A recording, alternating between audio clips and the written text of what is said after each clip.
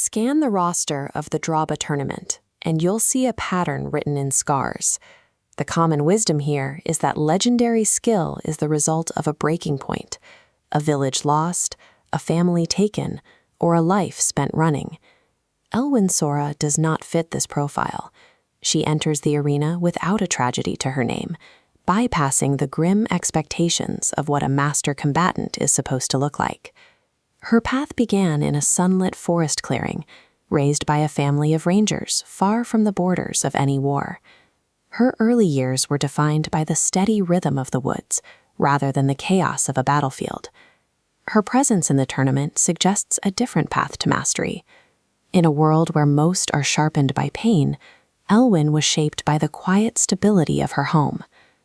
Aelwyn's mother introduced her to the bow as soon as she could hold one, but she didn't frame it as a weapon. To the young girl, the bow was a toy meant for a series of elaborate games. Her targets weren't combat dummies or heavy shields. They were these, laughing, smiling faces painted onto tree bark. Her goal wasn't to kill, it was to hit the center of a grin. Because her mother led her through these exercises with patience and warmth, Aelwyn built her muscle memory without the shaking hands of a child in training. Precision became a habit born of affection. By the time she was old enough to hunt, she had already spent years treating the most difficult shots as a puzzle to be solved. She learned to react to a target with curiosity instead of fear. As Aelwyn reached her teenage years, her training moved beyond the family clearing. She began to test her skill against the other forest clans, stepping into a world of broader competition. These weren't grim trials, they were festivals. Noisy, golden afternoons filled with banners and the laughter of hundreds of archers competing for a local title. The high energy of these crowds forced her to develop speed and accuracy on the fly.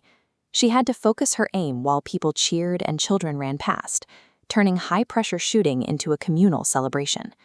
She didn't spend these years drilling for a coming war. Her reflexes were honed by the need to outshoot a friend in the sun, lacking the desperate survival instinct found in traditional military training. This environment turned her into a master. Her growth as an archer was tied to the cheering crowd's energy and the thrill of a match, rather than the solitary struggle of a soldier.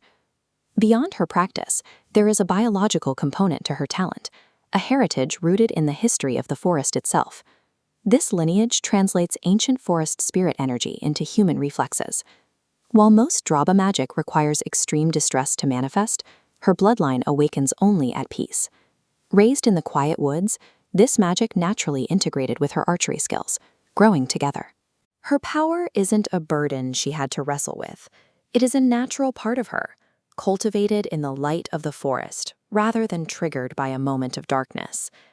Now an adult, Aelwyn stands on the Draba tournament stage.